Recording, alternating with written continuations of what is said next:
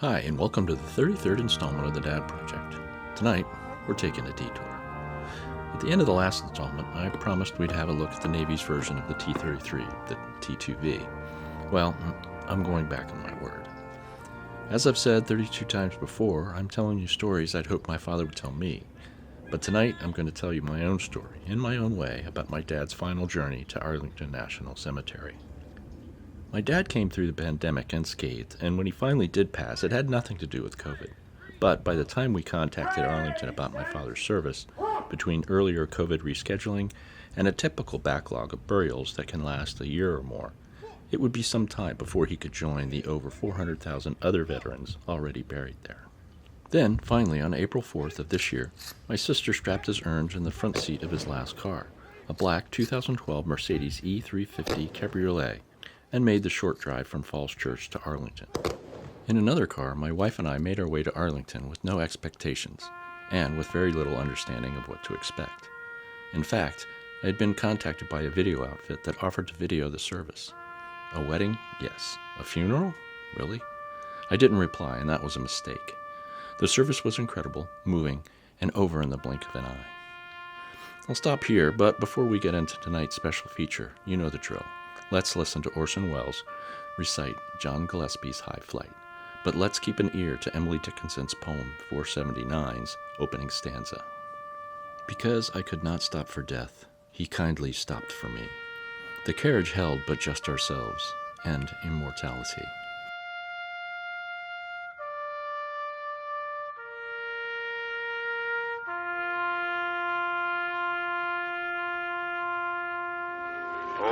Slip the surly bonds of earth and dance the skies on laughter's silvered wing. Sunward I've climbed and joined the tumbling mirth of sun-split clouds and done 100 things you have not dreamed of. Wheeled and soared and swung high in the sunlit silence. Hovering there, I've chased the shouting wind along and flung my eager craft through footless halls of air. Up the long, delirious, burning blue, I've topped the windswept heights with easy grace, where never lark or even eagle flew. And while with silent, lifting mind I've trod the high, untrespassed sanctity of space, put out my hand and touch the face of God.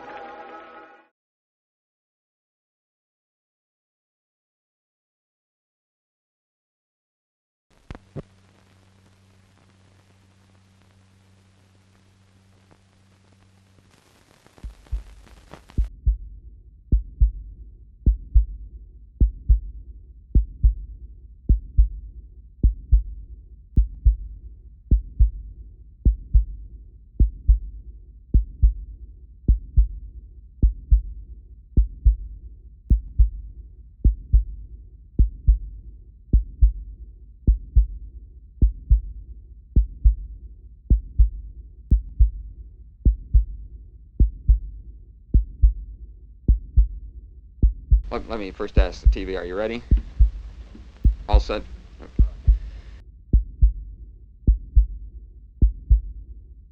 The following is a true story, as true to the past as any filtered through the mind's eye, a baby boomer's eye, one that grew up on Huntley and Brinkley, one dedicated to remembering what will soon be violated by time and all its subordinates.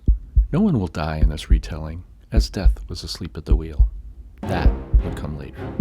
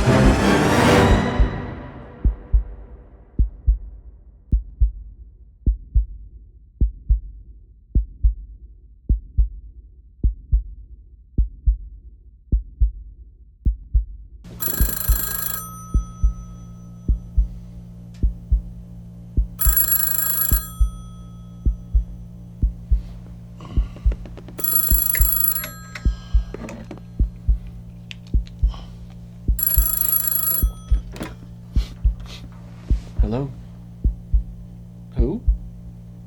I'm sorry, the what? The Times? The New York Times? The LA Times. Gotcha, thanks. Yeah? No. No. He is 42. What's this about? Crash? What crash? Look, it's early. Why don't you call me back later? Thanks. Bye.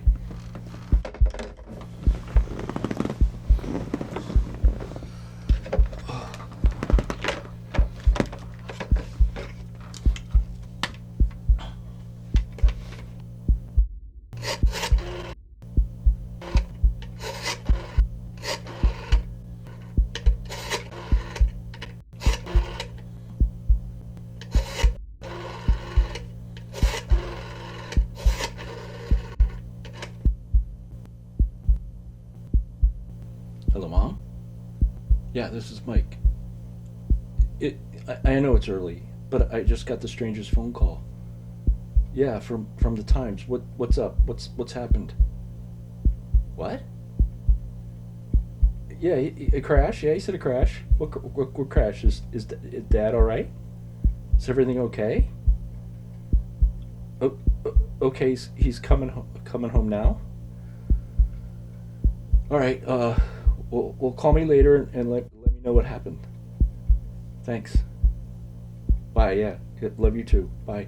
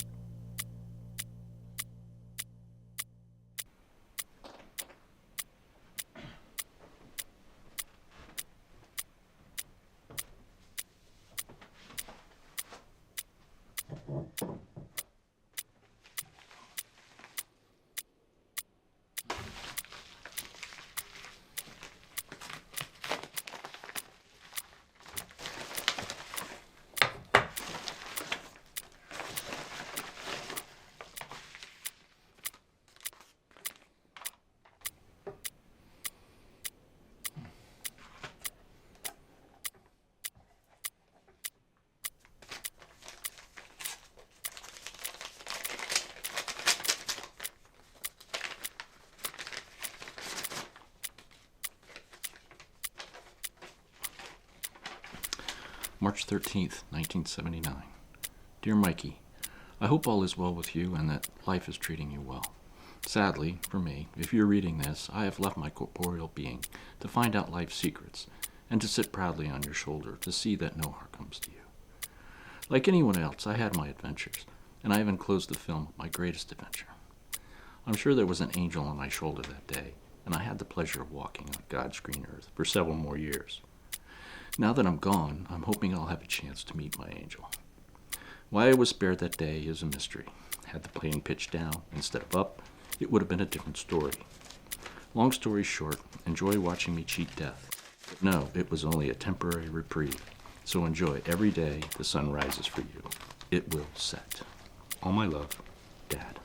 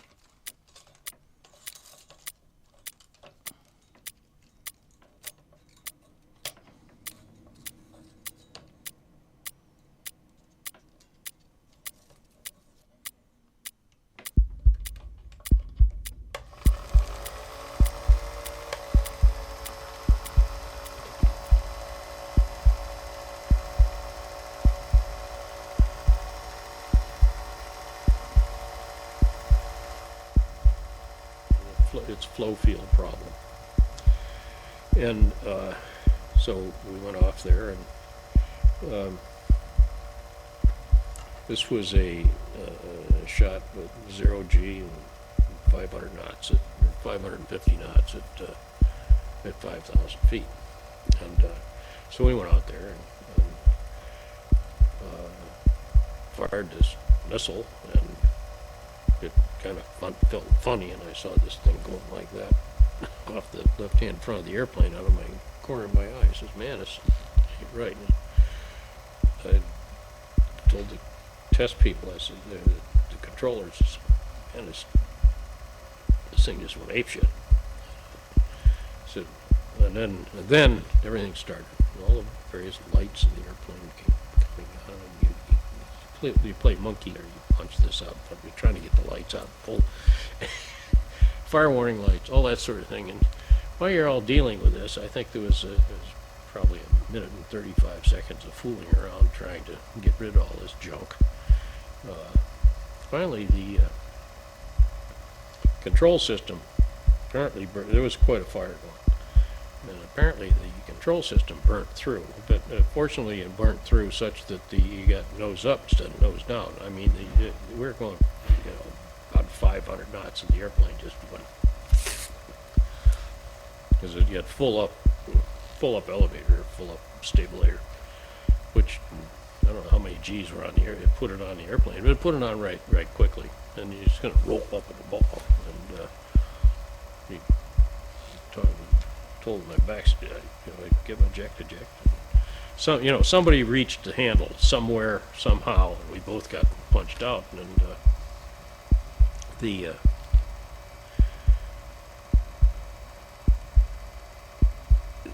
what happens is you go from all kinds of noise in about a second and a half, and you're sitting in a parachute and everything's nice and quiet. I mean, the transition is just amazing. And I've heard that said by a number of people who have jumped out of airplanes because they were having big problems with the airplanes, like it was burning or making a lot of noise and whatever. And they said the same thing. Says, man, it sure is quiet out here. And so as you're sitting in the parachute, back to the ejection. The ejection sequence in the F-14 at that time, it still is, I'm sure, was 0.98 seconds from initiation to 2 people out.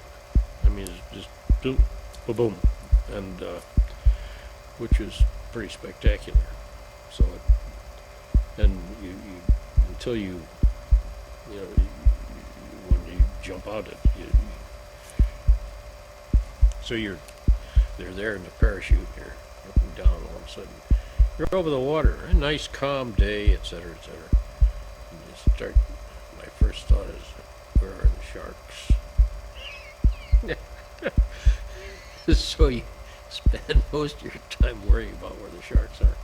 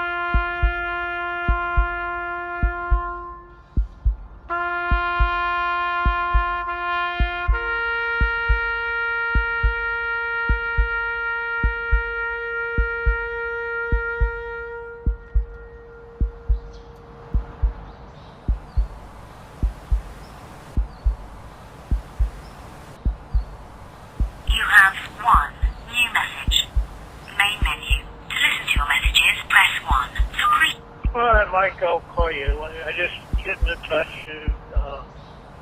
I suspect you're working at this time, so I will try you again later. Love you. Bye.